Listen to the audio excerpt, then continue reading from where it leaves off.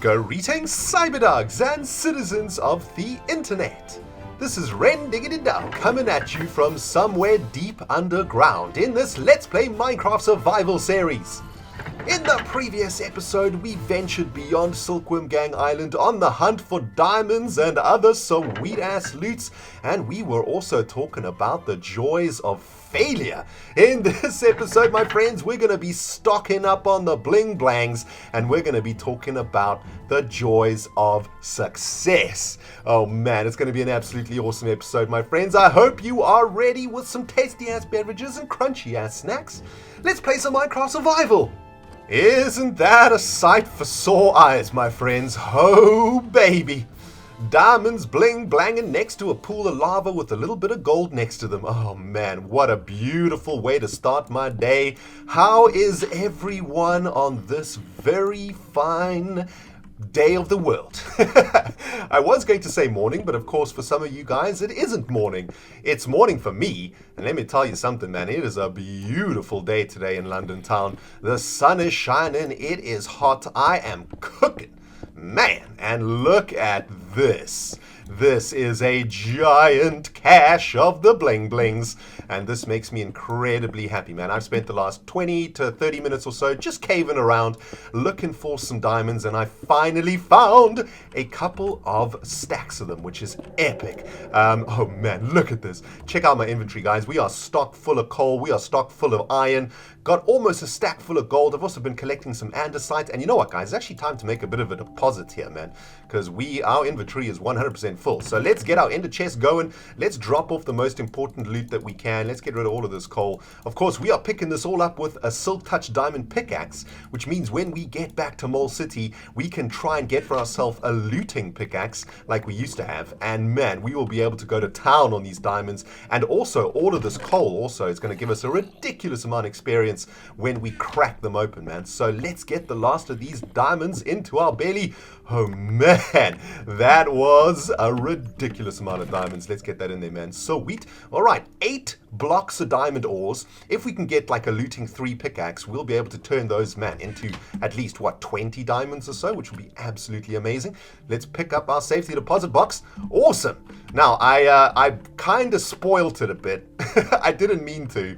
But I did mention that I found a couple stacks of diamonds, and that is 100% true, man. There is another stack of diamonds in this direction somewhere. Let me try and remember it. There it is, next to some gold and some redstone also. Man, this has just been, oh yes, and this is a giant stack too, it looks like it. Let's open this up and have a look. Now, what I do need to do on this mission, guys, is do a little bit of andesite, diorite, and granite grinding, because of course our Rentopia world, Mole City, is not in a 1.8 chunk, so we're not able to mine these sweet new blocks from there. So when we go on these mining adventures, I do have to do a bit of time stocking up on the 1.8 blocks. But let's make sure that there is no lava around here and that we have uncovered every single diamond possible. Oh baby, this is another nice big juicy cache, man. Get into my belly, diamonds. Every single one of you, man. Boom! That is what I'm talking about. Just make sure that there's none of them hiding down here. Nope. That is every diamond in our belly. You know what, guys? I think I'm going to deposit these. You know, you never know what could happen on a Rendog adventure. And, you know, there's always a chance of dying. So, you know what? I'm just going to deposit all of the stuff that we can, that we need to. We still have a ridiculous amount of food. I guess I still haven't learnt my lesson that when we come on these adventures, there is no real need to take so much freaking food with us, man. But you know what, guys? That's just the way I roll, okay? I like eating, okay? I mean, even in real life, I love my food, man. I love my steakage, my melons. Damn, I love all of those foods. And I suppose that just translates into Minecraft. I mean, if I went on a real-life adventure, I would probably take a ridiculous amount of food with me, right? Oh, man. But here we go, guys. I'm just going to do a little bit more exploring, see if we can bust open into any more cave networks, find a few more diamonds. I wouldn't mind going back with another 10 or so blocks of diamonds. I think that would be sufficient. Now, while I'm doing this, guys, oh man, I got so much love for you guys today. It's crazy. Oh, I've had a wave of love for the Cyberdog Nation, and I'll tell you why. I was very worried about the last episode, episode 42, called The Joy of Failure. And the reason I was worried was because, man, I admitted some pretty difficult stuff, you know. We spoke about some very deep and heavy stuff in the previous episode, and I revealed a bit about myself that I suppose I was kind of nervous to get out there. But man, the response from you guys was honestly unbelievable, man. I cannot thank you enough for every single comment that hit episode 42, and I've read every single one of them. I'm continuing to read them, and you know what makes me the happiest? There were so many of you guys who were able to share your own stories of failure and success with me, and it was so freaking inspiring to see how many of you guys have been through some very tough times also, but have managed to pull through and have managed to learn from your failures and not be defeated by them. But you know what, guys? Here's the real kicker of this whole thing, man. You guys who commented in the video and said to me that, thanks so much for this episode, Rendog. You've opened my eyes. You know, I'm going to change my life. I feel inspired by this. I know what I'm doing wrong in my life, and I'm going to endeavor to do better now. Yes, I'm so happy to hear that, guys. But at the same time, I want to just say, guys, it's easy to say these things. It's even easier to type these things in a comment, right? Oh man, it's the easiest thing to do, to type a comment. You know, you type it, you press enter, it's gone.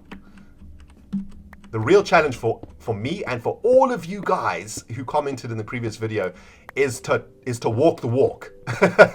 As my good friend Staircase Climber said in the comments of the previous video, we've talked the talk, my friends. Now it's time to walk the walk.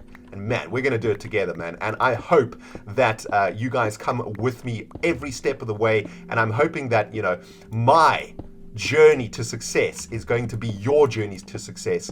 And whenever you're feeling down, whenever you're feeling that, I don't know, perhaps it's too difficult, you want to give up, man, I'm going to be here for you guys. We're going to do this thing together, my friends. And we're going to climb our staircases all the way to the freaking top. There's going to be, you know, there's going to be a couple of creepers along the way. There's going to be a couple of creepers waiting for us on those staircases, but we're going to take them head on. They might blow us up. They might get our health down to 1. But we're going to regenerate, and we're going to carry on freaking rumbling. Oh, baby. I'm so inspired right now, guys. And, man, you know, I spent a lot of time on the Kingdom Craft server yesterday with my good buddy Iskall. And, you know, he just came back from DreamHack. I think he was at, which is so awesome. Man, I wish I could have gone to DreamHack. But we spent a whole bunch of time just talking about episode 42, because of course it was Iskall's survival stories video that inspired me and essentially changed my outlook on life, because he sent me to a BOO video, which is basically where all of this began. And Iskall and I spent a good amount of time just chatting, you know, as buddies do, man.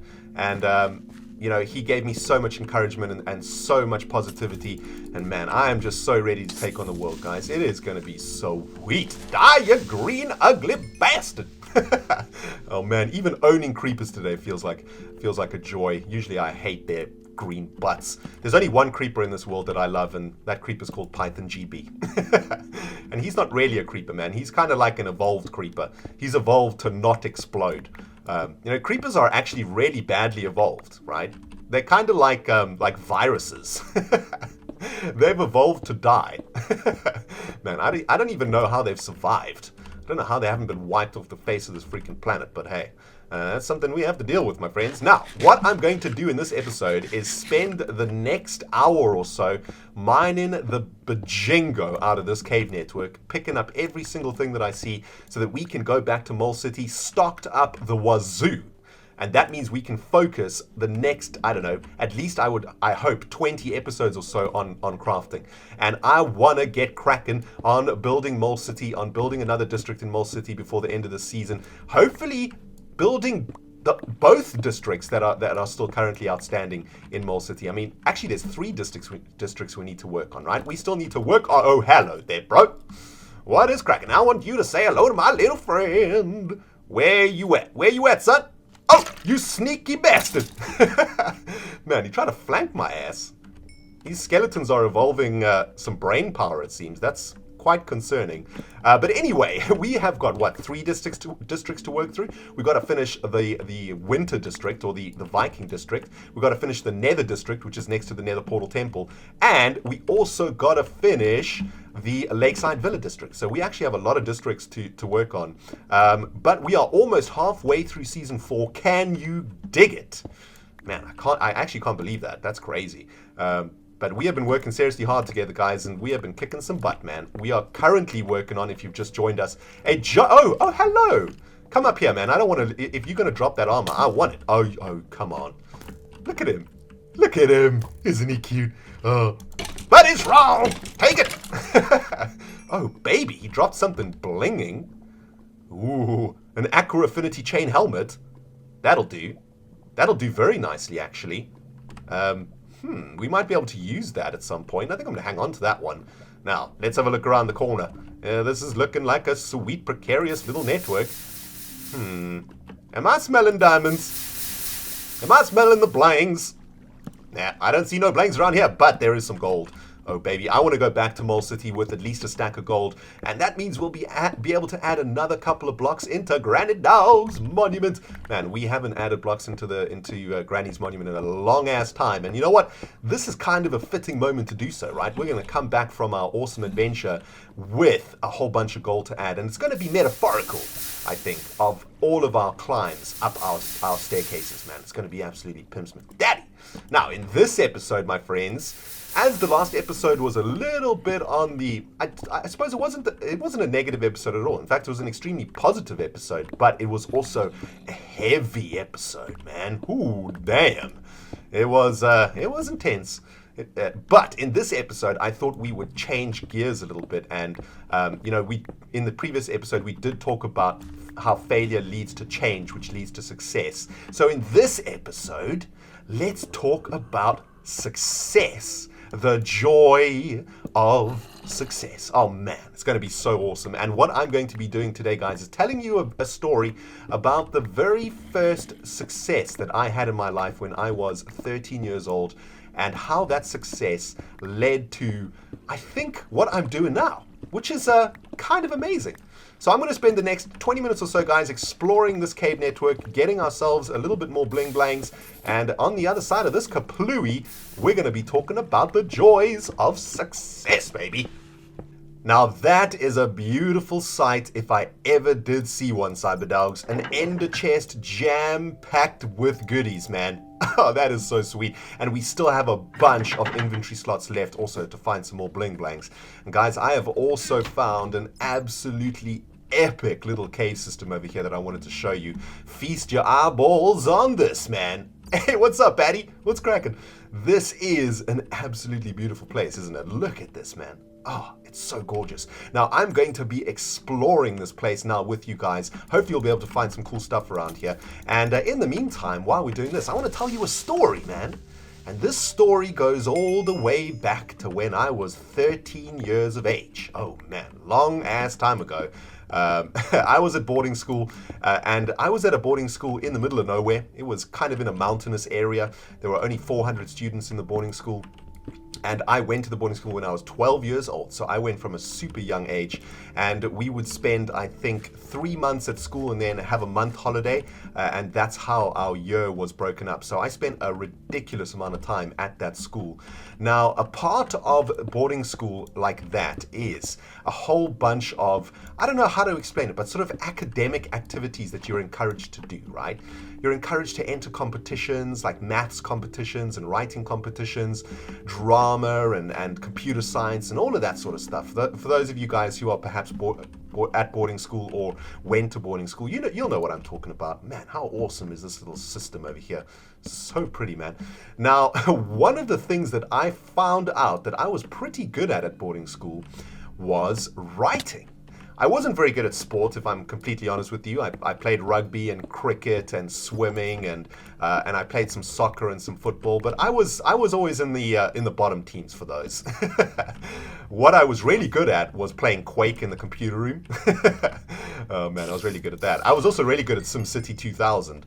Oh man, I owned that game. But I definitely wasn't very good at sport. But after about 6 months or so, of being at the school, my English teacher kept me after class one day. Man, I was so nervous because boarding school is quite strict, right? It's a pretty strict, sort of almost like military type of environment where, your life is run by a bell.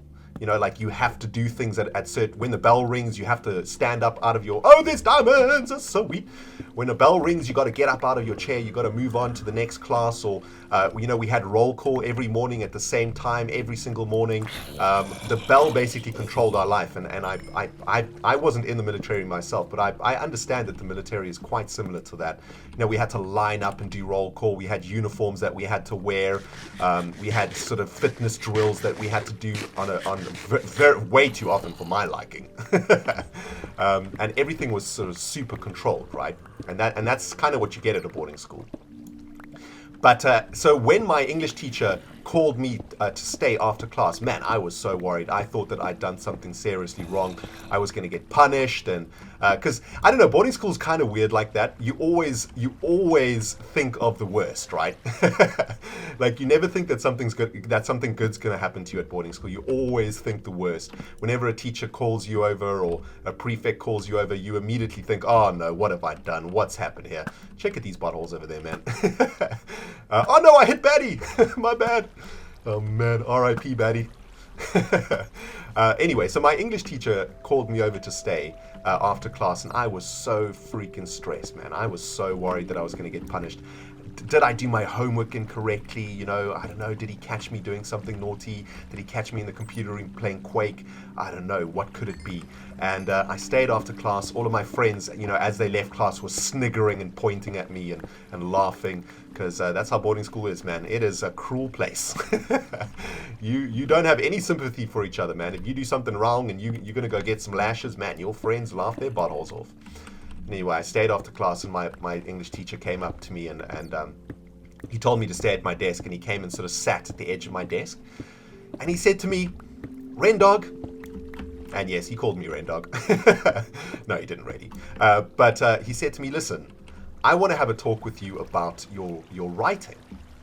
And now I was panicking because I thought, okay, he's going to fail me, This is it, man. I'm so bad. I was actually in the top class for English, so my immediate thought was he was going to downgrade me.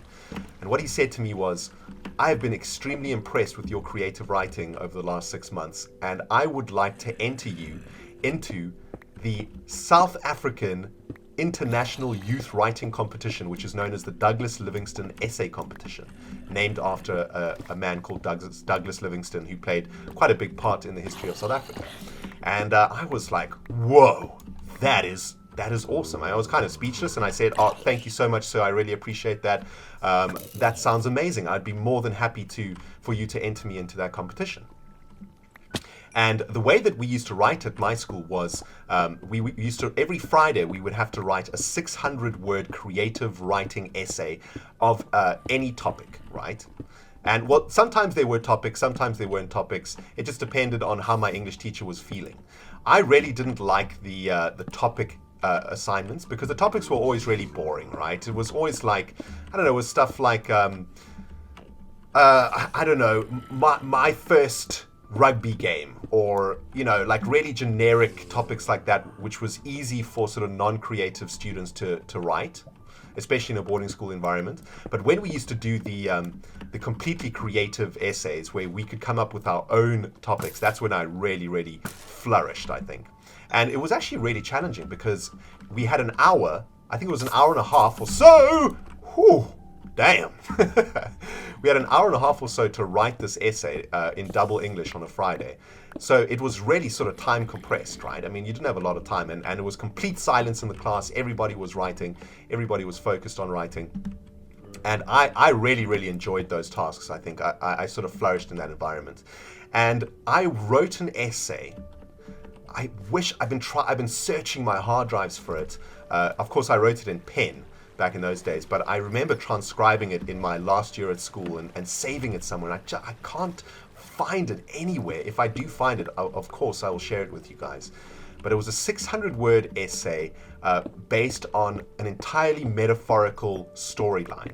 And from what I can remember, because it was a heck of a long time ago, what I remember of the story is that there is a 13-year-old kid, which I assume was myself, sitting at the edge of his bed, staring out of his window, looking at a cross-section of a highway. And he's holding a jar in his hands that he used to catch insects with.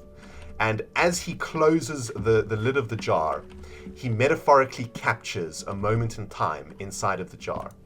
And that moment in time is a car accident at the junction that he's looking at. And as the essay continues, and I think this is what it is, right? This is what I can remember, guys. As the essay continues, it transpires that that moment in time is in fact a car accident in which he, his mum, and his father are in, and in which his father dies. Man, well, a pretty sad story. Yeah. But as a lot of you guys will know, my father passed away when I was really young. So I suppose when I was writing it at the time, it was probably based on that. I was probably thinking about my father at the time, and that's where the inspiration came from, right? But anyway, it was a pretty deep essay for a 13-year-old. And that was the essay that my English teacher decided to enter into the Douglas Livingston essay competition. And he entered it into the competition, and a few weeks later, he came to my dormitory after like just before lights out. Our lights out was like 9 p.m. I believe our lights out was for juniors. And he came into my dormitory just before lights out, and I was panicking again. I thought, oh my goodness, here we go again. I've done something wrong. My English teacher has arrived. I'm going to get detention tomorrow, or I'm going to have to wake up. Because our teachers would sometimes make us wake up at 5 a.m. and put on our number ones, which was our like really good school uniforms, and we'd have to go to their houses and sort of read a speech or something like that. Oh, you guys thought that I forgot about the diamonds, didn't you? Ah, I got you there, man. How many of you guys were face palming, and how many of you guys wrote in the comments, "Rendog, you forgot the diamonds"? Oh man, I tricked your asses. Actually, I did forget about the diamonds. Oh man, I can't lie, guys. I can't lie to you. But anyway, my English teacher came to me, guys, and just before lights out, and he came and sat at the end of my bed, and he said to me, "Rendog, I got good news for you.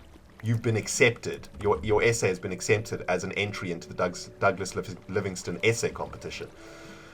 And I was like, oh my goodness, that is epic. And basically what my English teacher told me is that the next week we would be traveling to a city in South Africa, and I would be reading out the essay in front of a panel of judges who would then decide whether or not my essay won. And I needed to prepare myself for that reading, and I should practice reading the essay every single day until the next week, so that I would be 100% prepared for the reading. And man, I was so nervous, so scared, so frightened about this, but I spent the next 2 weeks reading that essay over and over and over again, almost to the point where I knew it completely off by heart. The next week came around, or the next week came around, and then the next week came around, and we headed off to the city to read my Douglas Livingston essay entry in front of a panel of judges, and it must have been about a crowd of about 100 parents. Unfortunately, my parents couldn't make that one, but there were a ton of parents there, and it was in a little auditorium. And I'll never forget the day because, firstly, I wore glasses.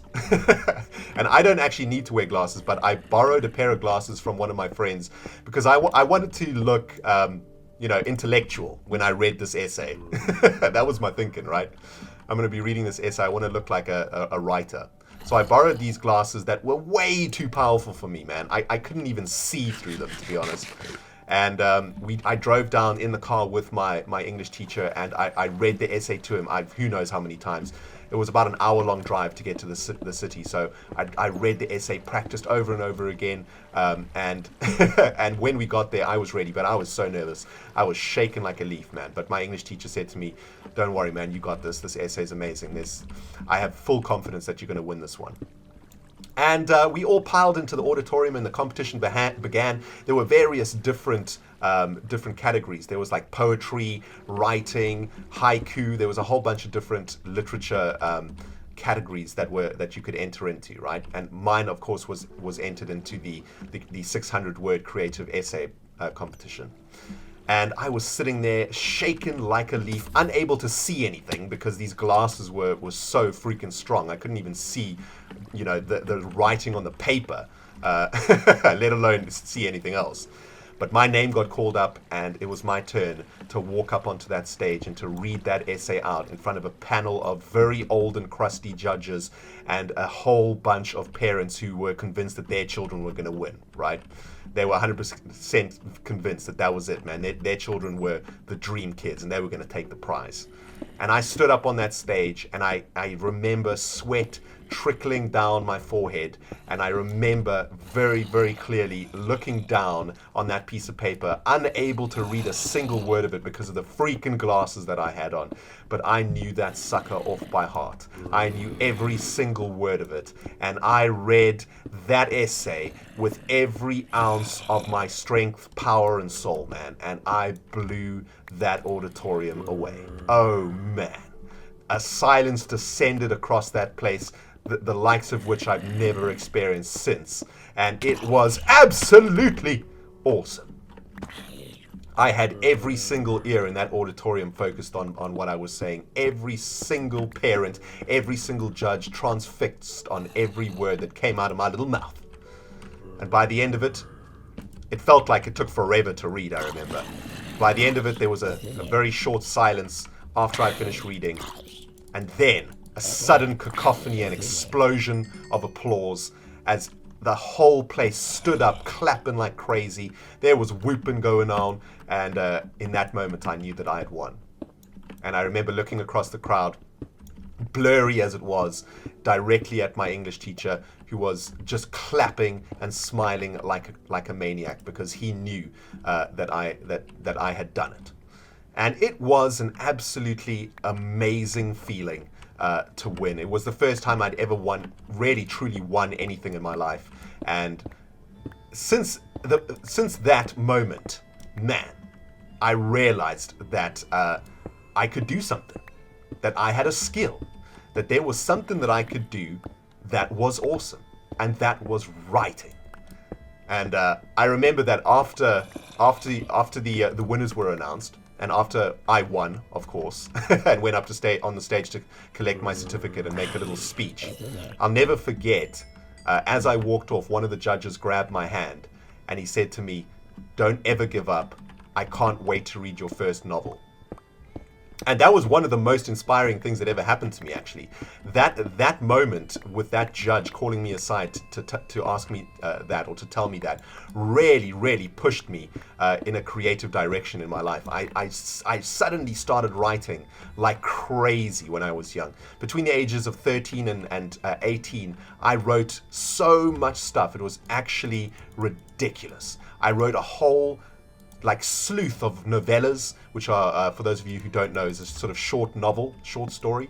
And my English teacher encouraged me all the time to write. And what I used to do was I'd write for him, and just for him. I wouldn't write for marks or anything like that. I'd literally write just for him. And what I'm trying to do here, guys, is make another pickaxe because I need to get some more coal. So I'm going to have to make a janky-ass wooden one. Oh, man. How's that, man? That sucks ass. But yeah, I used to write just for my English teacher, which was really, really cool. And I used to write for him, and he would critique me and say, well, I think you need to improve on this and improve on that, and so on. And slowly but surely together, I improved my writing skill. And I did a whole bunch of other writing. I wrote a whole bunch of plays for the school. I wrote 2 plays that actually turned into productions at the school, which was absolutely amazing. I actually got to direct one of them in my last year of school.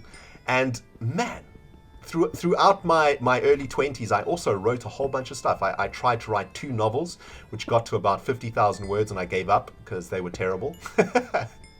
But it's weird how your life, the direction of your life can kind of be triggered by something like that, right? And I'm kind of thinking that the direction of my life was triggered by that very first success when I was very young. Because ever since that day, all I've wanted to do was be creative. All I've ever wanted to do was create. All I've ever wanted to do was be an artist of some kind. And I truly believe that what I do on YouTube is my art. What I do here on YouTube is what is being creative. It's what I've always wanted to do, which is why I love it so much, and which is why I think I'm kind of good at it, right? I mean, I don't want to toot my own horn here, but I am pretty good at doing this. I'm by far not the best, of course not, but I'm pretty decent, I think. And I'm proud of it, man. I'm so proud of what I've achieved on YouTube, and I think that it all stems back to that very first success that I had. That first success that I had pushed me in the direction of being creative. I studied to be a graphic designer at university. I also studied writing at university also, because at that time I wanted to either be a journalist or a writer. And I always wanted to pursue creative things in my life. And I've ended up being a creative person. And I've ended up, with this YouTube channel, which is the ultimate amalgamation of my creativity in one outlet, which is absolutely epic. Oh man, there's a freaking bow here. Is this a sweet bow? Nah, it's a butt bow. So yeah, guys, that's the story that I wanted to tell you today of my very first success in life, and how I feel that very first success kind of molded me into the person that I am today, and kind of guided me in what I wanted to do. Now, what I would really like to hear is from you guys out there. I want you to think back to the very first time you succeeded at something. It doesn't have to be winning a competition. It doesn't have to be anything as dramatic as that. Even just winning, your first football match or something like that, may have been enough to trigger something in your own lives that would have improved yourself, that would have initiated a change in your life that has now perhaps led to where you are now. I would really, really love to hear about that, guys, and I want you to really think about it, because I think this is a very important thing to recognize. As well as recognizing failure, we also need to very importantly recognize success in our lives, and that's what I want you guys to think about, man. Anyway, guys, man, I've been rambling for ages now. I hope you have enjoyed this very talky episode.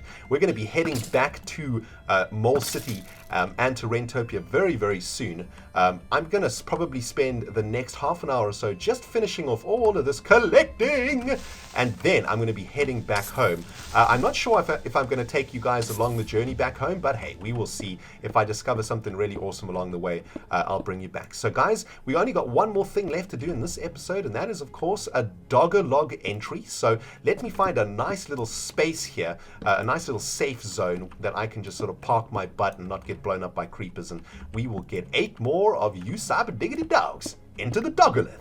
Alright, cyber dogs, here we are tucked away nice and safe inside of this little cave, and it is time to crack open the Doggo log. Oh man, it has been quite a long time since we've been in the pages of this bad boy. Check it out, guys. I've already added 8 more of you guys to the Doggo log, and of course when I get back to Mole City, I will add you to the Doggolith monument. Without further ado, my friends, please welcome from YouTube subscribers, Ryan Duxtra, Alpha Facepalm, Blair Robertson, and Victoria Barron. Welcome, my friends, to the Doggo log and Doggolith. You have been immortalized in the interbubs forever. And lastly but not leastly for today, guys, from dogcraft.net, we have got Vivi Pestilence, Fire Destroy, Matthew Grandy, and Evil Bee Productions. Thank you guys for all of your support, and welcome to the Doggo log. Remember, guys, if you want a standard chance of being added to the Doggo log / Doggolith, you need to be a subscriber of the Rendiggity channel. Leave me a comment on one of my videos. I choose you guys randomly from the videos. There is also a thread on dogcraft.net, the official CyberDog fan community, where you can put your YouTube username and stand a chance of being added to the Doggolith. Anyway, guys, had a bunch of fun playing Minecraft with you today. Hope you have enjoyed it, and I cannot wait to read all of your guys' success stories, man. This has been Rendiggity playing Minecraft Survival. We'll see you in the next episode.